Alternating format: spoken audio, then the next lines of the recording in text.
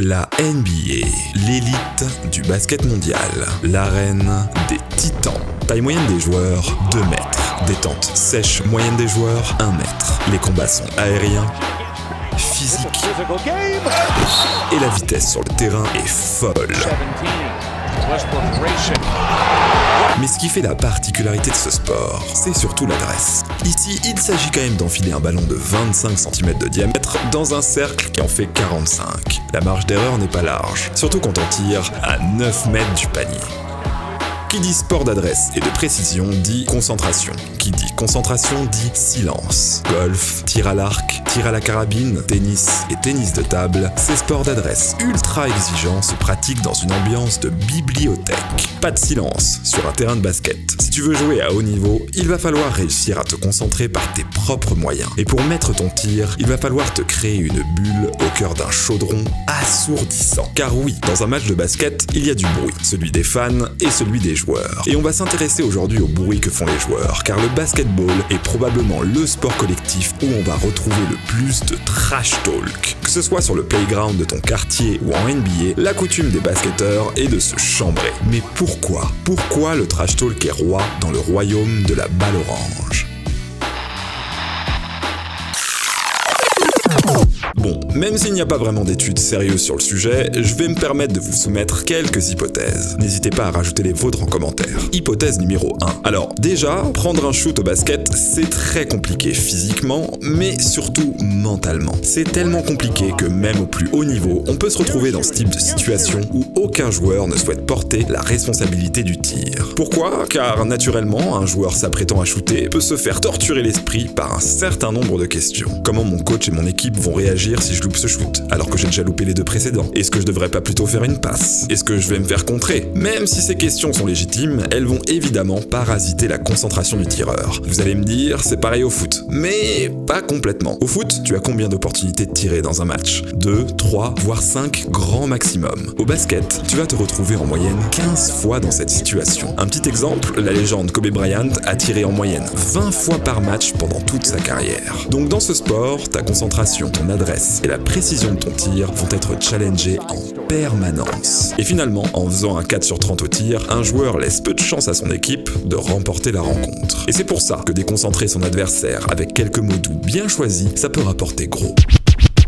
Hypothèse numéro 2. Le basket est un sport collectif individuel. Je vous défie de me citer un sport co plus individuel que le basket. Le 1 contre 1 avec la balle orange, c'est une institution. En fait, je ne vois pas d'autres sports d'équipe pouvant se décliner aussi naturellement en duel. Et même quand le basket se joue à 5 contre 5, on retrouve souvent cette notion de vis-à-vis, car chaque joueur a la responsabilité défensive d'un autre joueur. Et pratiquer un sport individuel, ça implique pas mal de choses mentalement. Comme dit Nadal, je peux me rater techniquement ou tennistiquement, mais je ne m'autorise pas à échouer mentalement. Et Rafa a raison, ce n'est plus à prouver. Pour performer dans un sport individuel, il va falloir gérer son stress, maîtriser ses émotions sans pour autant les effacer, et être capable de visualiser le jeu pour atteindre un état optimal de concentration, un état de flow. Donc, réussir à faire sortir son vis-à-vis de son match, c'est déterminant. Détruire sa confiance, l'empêcher de maîtriser ses émotions et le faire douter avant chacune de ses décisions. C'est probablement pour ça que le trash talk est une arme particulièrement efficace au basket, et surtout en défense. Ce n'est donc pas un hasard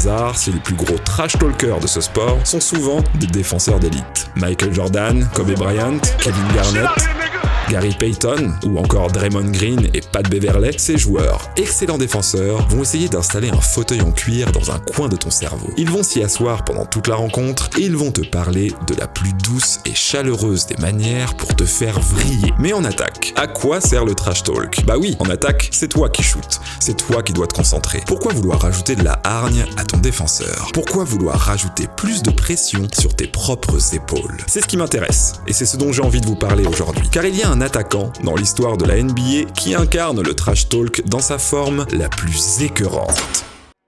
Well, yeah, I interviewed Gary Payton, a venomous trash talker. And I asked him who the most vicious trash talker he's ever encountered. He said Larry Bird. Oh, no question. Bird talk shit, like we talk. Let me tell y'all something.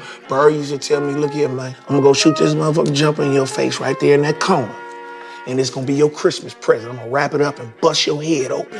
All that shit. He told me, young fella, let me tell you something.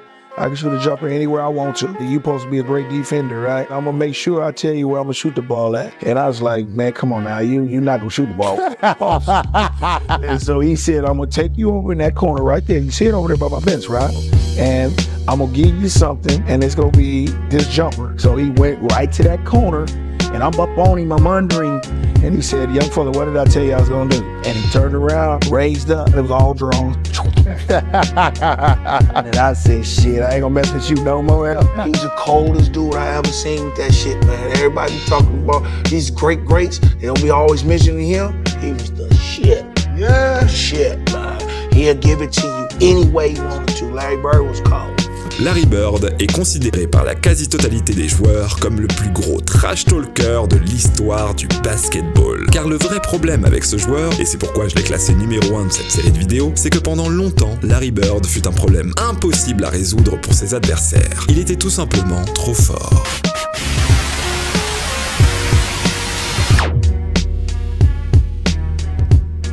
Larry Bird est né dans un petit village de l'Indiana, 2300 habitants, perdu au milieu de nulle part, le village est encerclé par des hectares et des hectares de forêt. Larry Bird est un campagnard qui aime le sport, comme beaucoup d'habitants de l'Indiana, mais un campagnard pauvre. Il n'aime pas spécialement le basket, il n'a pas de rêve particulier, et encore moins le rêve de jouer en NBA. À la base, il préfère même le baseball, mais comme son frère fait du basket, il décide de s'y mettre aussi. Et rapidement, le jeune Larry se rend compte qu'il apprend très vite le maniement de la balle orange, beaucoup plus vite que les autres. Sa progression est tellement gratifiante pour lui qu'il s'acharne à l'entraînement et il ne tarde pas à atteindre un niveau stratosphérique. Face à ce succès, il s'envole logiquement vers la prestigieuse Université d'Indiana. Je vous laisse imaginer le choc pour lui. Passer d'un village de 2300 habitants à un campus étudiant de 33 000 élèves. Même si le jeune Larry a déjà un caractère bien salé, et la première fois qu'il débarque dans l'Université d'Indiana, il est tétanisé par cette foule. Il fait donc machine arrière et revient dans son village pour enchaîner les petits boulots. Mais sa mère, qui n'est pas de cet avis, le renvoie fissa à la fac. L'avenir donnera raison à maman. Car à la fac, Larry Bird, toujours aussi facile, devient un prospect de choix et il est drafté en 6e position par l'équipe NBA des Boston Celtics. La saison démarre et tout de suite, c'est un massacre. Larry, ultra dominant, est élu meilleur joueur débutant de l'année. Il sait absolument tout faire sur le terrain. Malice. Sidney Green. Vision jeu. Over the head to Carlisle. Défense. Steal by Bird. Rebond. Larry Bird follows his own shot. Passe. Go. Bird the rebound.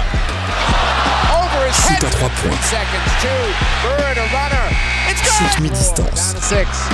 Bird in the corner. Double fake. Jumper. It's good. Finition près du The cercle. offensive board on the cut to Bird. Swings through. Little reverse. Layup. La seule chose qu'il ne sait pas faire, c'est sauter haut et courir vite. Mais bon, il fait quand même 2m6 et pour un ailier, c'est très grand. Larry Bird est un code de triche. Et le problème supplémentaire pour ses adversaires, c'est que Larry Bird le sait et qu'il le dit. Certes, son trash talk était déstabilisant, mais je ne pense pas que Larry l'utilisait spécialement pour ça. Je pense que Larry trash talkait parce que le jeu était trop facile. C'était un moyen pour lui de casser l'ennui, un moyen pour lui de se motiver et de se divertir. C'est un peu le genre de trash talk que tu peux faire quand tu joues contre ton petit cousin au jeu vidéo. Tu prends plaisir à jouer avec lui en annonçant tes combos à l'avance ou le joueur avec qui tu vas marquer. Avec ton petit cousin, tu peux te permettre de lâcher de la concentration sur le jeu pour te concentrer sur le choix de la vanne la plus épicée à lui balancer. Avec ton petit cousin, tu t'amuses comme un chat avec une souris qui sait très bien qu'à la fin, il va gagner. Et je pense que c'est ce qui rendait le trash talk de Larry Bird terrifiant. Parce que pour le coup, il ne jouait pas au basket avec ses petits cousins, il jouait au basket en NBA contre les meilleurs joueurs de la planète. Vous allez comprendre que son trash talk n'était pas que le témoignage de sa confiance. Non, son trash talk était prophétique, autoréalisateur. Il était l'annonce d'une réalité auquel personne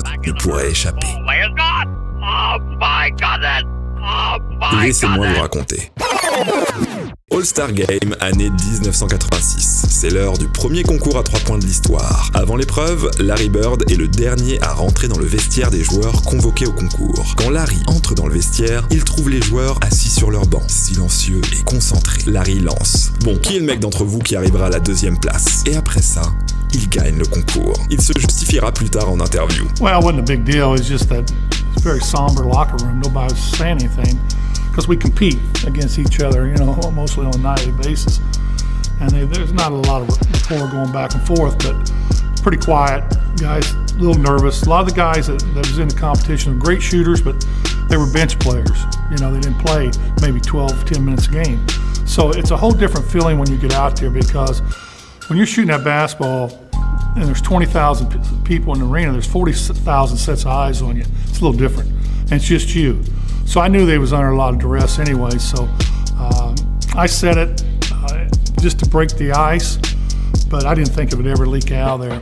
But truthfully, I meant it. I mean, I knew I was probably going to win the contest. Juste pour briser la glace. L'année suivante, même concours, même scénario. Il rentre dans le vestiaire et dit « J'espère que vous pensez à la deuxième place, car je vais aussi gagner celui-ci. » Et splash, il gagne. Encore. L'année suivante, il ne dit rien. Par contre, il ne prend même pas la peine d'enlever son gilet d'échauffement pour tirer lors du concours. Et bien entendu, il gagne à un shoot près. Et comme si l'histoire n'était pas déjà assez belle, il lève le bras et célèbre son dernier tir avant même que le ballon rentre dans le cercle. Sidérant. Il s'expliquera en interview. Je n'avais pas besoin de dire quoi que ce soit cette fois-ci. Il savait que j'allais gagner.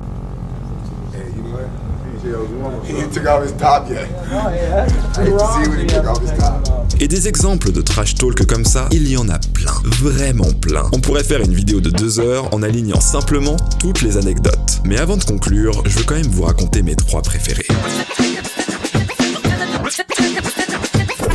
14 février 1986. Les Celtics vont affronter les Blazers pour la Saint-Valentin. Et avant le match, Larry annonce ceci dans les médias. Demain, c'est le dernier jour du road trip. Je vais le jouer uniquement main gauche, pendant au moins 3 quarts temps. Et non seulement il le fait, mais en plus avec une ligne de stats extraterrestre. 47 points, 14 rebonds et 11 passes décisives. Et comme si ça ne suffisait pas, avec un buzzer beater pour la prolongation. Il faut réaliser à quel point ce n'est pas normal de faire ça dans un match professionnel de ce niveau. Jouer avec sa main faible pendant un match après l'avoir annoncé dans les médias, sérieusement. Imaginez comme ce genre de geste pouvait être traumatisant pour ses adversaires. Adversaires que je vous laisse écouter, car ce sont eux qui en parlent avec le plus d'émotion. High game, 13 seconds to play. Celtics basketball. During the timeout, I'm going through a play. And about that time, Larry steps in and says, Coach, why don't you just give me the ball and tell everybody to get out of the way? It's Larry. If he wants the ball, he wants the ball. After the timeout, we walked back on the court, and then Xavier was guarding him. So he tells Xavier, he says, I'm getting the ball. I said, I know I'm going to be waiting. And he said, I'm going to get it right here. I'm going to shoot it right in your face. 5 and Bird has the basketball. Look out. Larry Bird just phenomenal the way that... He came out when right about that exact spot. He shot a shot right in my face. And, you know, he was like, I didn't need to leave 2 seconds on the clock. I walked back to the sideline like, damn. Et parfois, il s'adresse même à toute l'équipe adverse, coach compris. So we playing them in the last play. He says to James Worthy, he says, you guys don't have to worry about it. I'm going to go right over that corner. He said, they're going to set a screen for me. We're taking the ball out. He said, I'm going to curl right over. And he's telling us to play. He's telling us to play before they even take it out. He said, I'm going to go right over to that corner, and I'm going to catch it, and I'm going to shoot it, and I'm going to tie the game or win the game, whatever the case may be. They take the ball out, and I think it was either Danny or DJ, the late, great DJ. Yeah. Take the ball out, man curl right to the corner, caught the shot, shot a 3, game over. It's like, are you effing kidding me?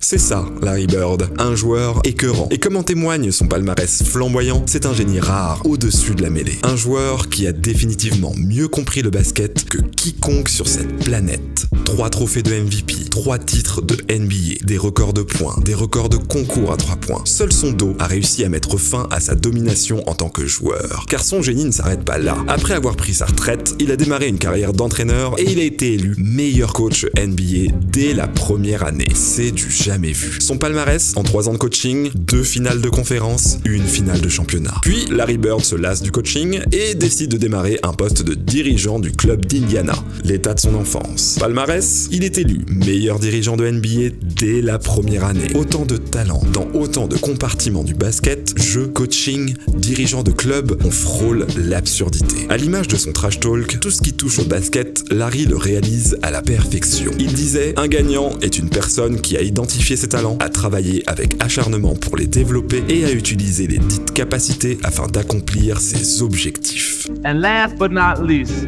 I must say this because you told me one lie. You only told me one lie in your career.